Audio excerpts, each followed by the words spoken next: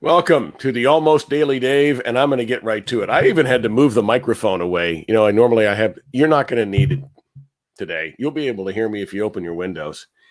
Not long after I signed off yesterday, there was a story that broke from several college basketball writers that the ACC coaches, head coaches of the ACC, one of the most prestigious basketball conferences out there, people like Mike Krzyzewski, Jim Larinaga down at the U, who I think is a great guy and a hell of a coach. Some really intelligent people. Roy Williams, for God's sakes. Jim Boeheim. Syracuse, being so close to the Atlantic coast, came up with this idea to have an all-inclusive NCAA tournament. I believe it would be 347 teams to honor basketball. Those are their words, not mine. And I can tell you that my reaction to this was almost, well, I don't even want to say it. I don't want to use the language, even though I probably could. I've never heard a stupider, more moronic idea in sports ever. It is the single most idiotic idea of all time. Now, I don't think it's going to happen. There was no plan released. Nobody came up with a list of how to seed these teams. We know how they seed 68. And by the way, 68 is 4 too many. I don't like 68. I like 64. I don't even watch the play-in games. I boycott them because I think they're unnecessary. The problem with the play-in game is, in my mind, when you win your conference, you're in the main tournament.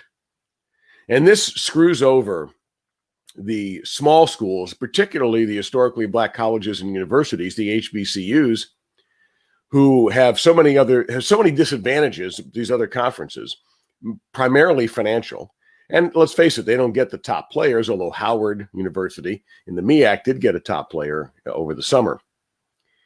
So that's what I don't like about 68. They should just go ahead and get in there. Now, this 347 thing, how do you plan on seeding this, number one? How do you plan on conducting it, number two? Where are you going to play all these games? On campus sites? Are you going to have a regular season, or are we just going to throw out there? And how watered down is the NCAA tournament then? There's a crowd of people out there, and I'm not really among them. I don't completely agree with the people who are angry at participation trophies and certificates and things like that, because when I was a kids coach, when my sons were like 6 to 10 years old, 5 to 10, and I either was an assistant coach or a head coach on some of their soccer, baseball, whatever teams, I would create even a certificate. If we didn't buy little trophies, we would create certificates. Because a 6 or 7-year-old, I don't have a problem with handing something out that says, hey, thanks for playing. You were the most improved guy out there or girl out there. That didn't bother me. And I still don't think anything wrong with it. I know there's a whole crowd of you out there. Life's terrible. Let's start kicking our kids right in the gonads when they're 7.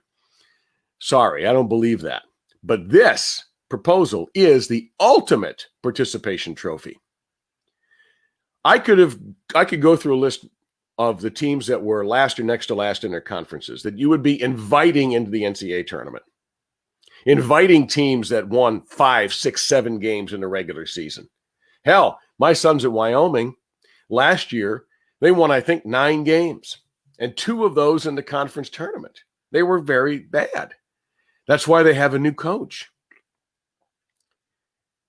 You have to earn your way into this tournament. The U.S. Open in golf or tennis is not open to every single person who grabs a racket or a set of golf clubs. Is it? No. You have to qualify to get in there. You have to prove yourself over a series of golf courses, or you have to be good enough or ranked high enough in tennis or play through qualifiers to get there. So it means something. You do this even for 1 year, you have so watered down and wet down and crushed this tournament, it is meaningless. Do you really want to put on your website, hey, we made the NCAA tournament last year. We were seed number 138. Yeah, baby. Woo-hoo. Are you going to tune in? Hi, everybody. Welcome, man. We're courtside here as it's seed number 167, 168, that all-important 167, 168 matchup, because the winner of this will take on seed number 52.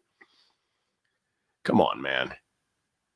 Now, luckily, because there's no intelligent, practical way to do this, it's likely not to happen. I hope I'm right about that. Because as much as I want my sons to get in the NCAA tournament, one with a Texas Tech with a graduate assistant, one as a player with 2 years left in his career, playing in a new place at Wyoming, not this way. Not this way. Not just by kicking open the door and allowing everybody in. In some places, being all-inclusive is great. Not here. And I'm utterly angered and disappointed at the whole idea, as you may be able to tell. Hopefully, intelligent people, well, let me rephrase that. People who aren't caught in a silly dream will go ahead and destroy this and water it down, so to speak, as much as this proposal waters down the NCAA tournament. Because as I said, this is the dumbest idea I have ever heard of in sports, period. Now, after all that positivity, let me give you a heads up on the nooner tomorrow, pardon me, at 12 Eastern. The Orange Bowl boys will be dropping by. They've got a great podcast, which I highly recommend you listen to. I don't know of too many more people who spend time covering and watching and obsessing over Miami Hurricanes football than these three. And I'm going to have them on for you tomorrow at 12 o'clock. So please tune in. One of them, of course, you know quite well from the Paul Castronovo show, Toast. I've known him a long time, and he is passionate about every team, man. If he loves you, he loves you. And he is spearheading this group along with two others, including a former Hurricanes player. So it's going to be a great podcast. We're going to talk about tonight's game. That's right. Hurricanes open tonight. NFL starts tonight as well. So we're going to have all that to talk about on Friday at noon. I'm Dave Lamont. This has been the Almost Daily Dave. As always, thanks to the Sports Objective podcast for all of their help. And thank you for tuning in. I'll see you tomorrow at noon